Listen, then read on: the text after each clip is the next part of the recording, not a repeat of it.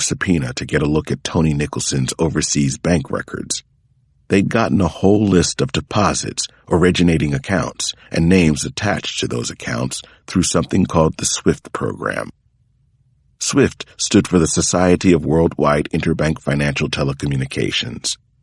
It's a global cooperative based in Belgium that tracks something on the order of 6 trillion transactions every day. The database doesn't include routine banking. They don't necessarily know when I go to the ATM, but just about everything else is in there. The program was under all kinds of legal scrutiny, since it had come out that the U.S. government was using it to track terror cells post 9/11. Whatever the obstacles, though, someone at the Bureau had gotten around them. If this were my case, which it isn't, I'd follow the numbers, Mahoney said, still peppering me with information. I would start with the biggest depositors into Nicholson's account and work my way down from there. I don't know how much time you'll have, though, Alex. This thing is unbelievably hot. Something is not right here, in a big way. Isn't the Bureau already on it? They have to be, right? It was the first question I'd asked in 5 minutes of nonstop talk. Ned was as manic as I'd ever seen him, which is saying a lot, since he's usually a buzzsaw on Red Bull. Honestly, I don't know, he said with a shrug. He shoved his hands into his pockets, and we started another lap around the sunken garden. Something's sure up, Alex. Here's an example. I don't understand it, but the whole case has been moved out to the Charlottesville Resident Agency, which is a satellite. They'll work with Richmond, I guess. Moved? That doesn't make any sense. Why would they do that? I knew from past experience that the Bureau didn't swap cases around midstream on a whim. It almost never happened.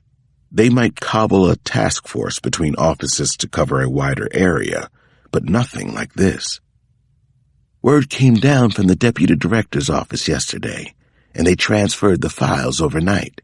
I don't know who the new SAC is, or if there even is one. Nobody'll talk to me about this case. As far as they're all concerned, I'm just a guy. Part 4. Burning Down the House. Chapter 78.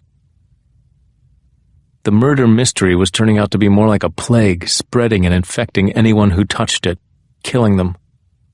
Adam Petoskey sat up suddenly on the couch, all 5'4" of him. His heart was kicking at the inside of his chest. Something besides a terrifying nightmare had just woken him, though there had been plenty of those lately, too. What was it? What now? His apartment was dark except for the TV. He'd been watching The Daily Show when he dropped off, finding solace in the droll humor of Jon Stewart. Now there was an infomercial on, people laughing and screaming about some weight loss thing. Maybe that's what woke him. Paranoia was his roommate these days, and one hairy bitch to be cooped up with, too. He hadn't left the apartment in a week. Literally, a week. The phones were unplugged, the shades were drawn at all times, and garbage was piling up by the back door, ever since he'd nailed it shut on that first night when he couldn't sleep a wink. There were things Adam Petoskey knew, things he wished to hell he didn't know. Working for Tony Nicholson and his girlfriend Mara, cooking the books and looking the other way had been shitty enough. Not working for him, not hearing a word from him, as it turned out, was even worse. Like tonight, just to use a handy example, he stood up off the couch, still a little shaky. Halfway to the kitchen, he stopped. For the 100th time that week, he felt almost sure someone was behind him. And then, before he could even turn around, someone was.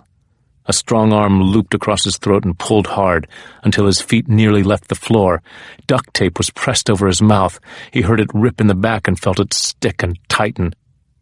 Don't fight, Mr. Petoskey. You fight, you lose, you die. A hard finger pressed into the spot between his shoulder blades and moved him toward the bedroom door. Let's go. This way, my friend. Petoskey's brain squirmed. He was a numbers man, after all. He could run equations and probabilities like a machine, and right now, everything he knew told him to do as this guy said. It was even a strange kind of relief, following someone's orders after 7 days of solitude in this hellhole. In the bedroom, the man turned on a light. He was no one Petoskey recognized. Tall and white with gray-flecked dark hair. His gun had one of those extensions on it, a silencer, if the ones on TV were any indication. "Pack a bag," he said. "Don't leave anything out.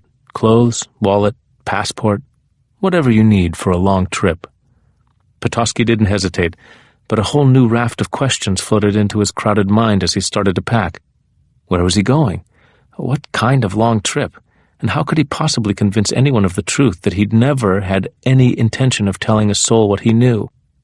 One thing at a time, Petoskey. Clothes, wallet, passport. "Now, get in the bathroom," the man told him. "Pack everything you'll need in there." Right, he thought, clinging to the task at hand. Don't leave anything out. Toothbrush, toothpaste, shaver, condoms? Sure. Why not be positive? The master bath was tiny, with barely enough room to stand between the pedestal sink, toilet, and shower. Petoskey opened the medicine cabinet, but then he felt another poke between his shoulder blades. "Get in the tub and lie down, little man." It made no sense, but nothing did right now. Was he going to be tied up in the tub? Robbed? Left behind after all? "No," the man said. "The other way, with your head down by the drain." And suddenly it all became horribly clear. For the first time, Petoskey screamed, and he heard just how tiny his voice was from behind the tape. This was it. This was really it. Tonight, he disappeared forever. He knew too much. The famous names. All their dirty secrets.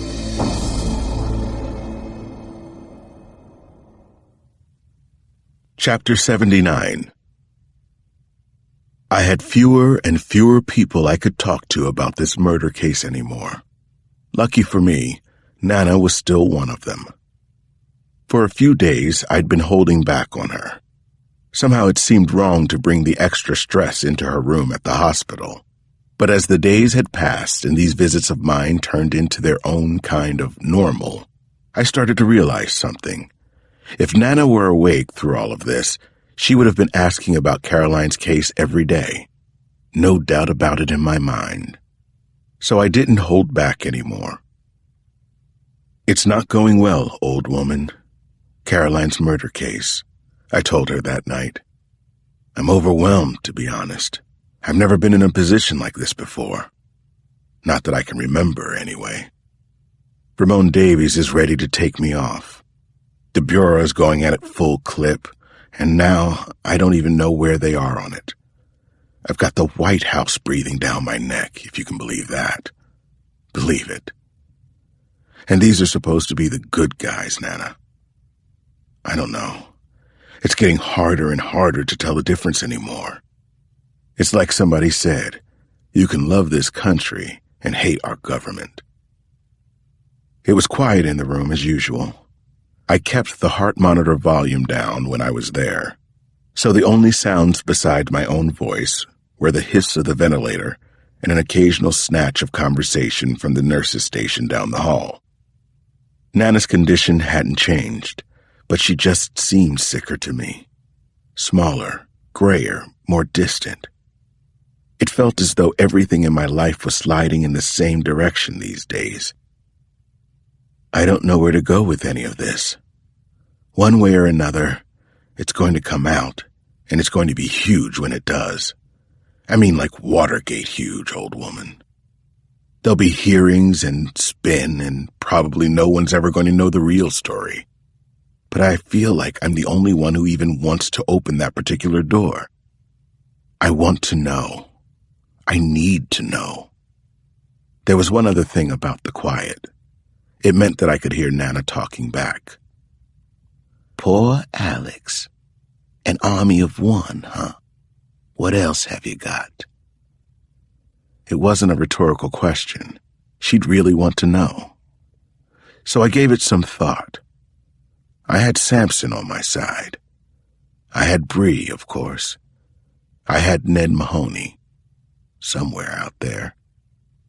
And I had one other rainy day idea I'd been sitting on. It wasn't the kind of thing that could be undone once it was started, but hey, how much rainier did I expect it to get? I reached through the bed rail and put my hands on Nana's. Things like touch had become more important than ever to me. Any way I could connect with her, for as long as I could. The room's ventilator hissed. Someone laughed down the hall. "Thank you, old woman," I said, "wherever you are." "You're welcome," she communicated somehow, and we left it at that. As always, Nana had the last word. Chapter 80. And people continued to die. Anyone who knew anything was at risk. It was 2,000 miles from Virginia back to the island of Trinidad, and the bright blue house where Esther Walcott had grown up, just outside the capital city of Port of Spain. That's where she'd run to after the raid on Mr. Nicholson's club. Mum and Bap had welcomed her home with open arms and, more important, asked no questions about the life she'd left behind so abruptly in America. 2 years of hostessing and recruiting for the club in Virginia had left her with a nice bank account, if nothing else, and she planned on putting it toward a hair and nail boutique of her own, maybe even something at West Mall like she'd always imagined as a girl. It seemed like the perfect way to start her life over. But when she woke up on that third night home with a man's hand pressed tightly over her mouth and heard the American accent in her ear, Esther knew that she hadn't run far enough. "One peep, and I'll kill everyone in the house. Everyone. Do you understand what I'm saying, Esther? Just nod." It was almost impossible not to scream. Her breath was coming in fast, high-pitched gasps, but she managed to nod yes. "Good girl. Smart girl. Just like at the club in America. Where's your suitcase?" She pointed to the closet. "Okay, very slowly now. I want you to sit up." He got her propped up in bed and pasted a length of tape over her mouth before he let go. It was 75 degrees out, but she was shaking as if it were 30. The touch of his rough hands on her stomach and breasts made her feel practically naked and vulnerable and sad. When a light showed under her door, Esther's heart flip-flopped, a rush of hope at first, but then dread. Someone was coming. The intruder turned to her in the semi-dark and held a finger to his lips, reminding her of what was at stake, her family. A moment later, there was a soft knock. "Esther!" It was her mother's voice, and all at once, more than she could take, her right hand flew up and clawed the tape off her mouth. "Run, Mommy! Man has a gun! Run!" Instead, the door to the bedroom flew open. For a moment, Esther saw the wide shape of her mother shadowed against the light from the hall. There was a soft popping sound, nothing like a regular gunshot, but Miranda Walcott clutched her chest and collapsed to the floor without another word. Now Esther was screaming, and couldn't have stopped if she'd wanted to. Next she heard her father's voice coming closer. He was running. "Esther? Miranda?" he called out. The intruder left her side, heading for the door, and she threw herself after him, if only to catch his ankles, make him fall somehow. Instead, she hit the floor hard and again heard the awful popping sound. Something shattered in the hall, and her poor Bap crashed against the wall. Sparks of white light played at the edges of Esther's vision, and the room swam even as she scrambled up onto the bed again. With both fists she pushed and clawed through the screen mesh in the window. It wasn't far to a patch of black sage bushes below, and she was more outside than in when strong hands latched onto her ankles and started to pull. Her body scraped hard over the wooden sill as she reversed direction. One more time Esther screamed, knowing that the neighbors would hear, but also that it was too late to matter. They were going to kill everyone who knew anything, and anyone else in the way. Chapter 81. Damon had come home for the weekend, which was a great thing for everybody. I'd bought him a ticket and asked him to make the trip, partly because of Nana, partly because all of this upset was making us miss him more than ever.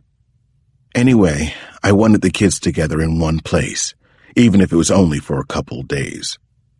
We started with a welcome home dinner for Day, including a lot of his favorites, Caesar salad for everyone, with anchovies for me, Nana's sloppy joes and sourdough bowls that the younger two had hollowed out, and Janny's monkey bread for dessert. It was the first time she'd ever made the bread by herself, without Nana's help. Everything about Dave's visit was happy and sad at the same time. It was interesting to see the changes around the house through Dave's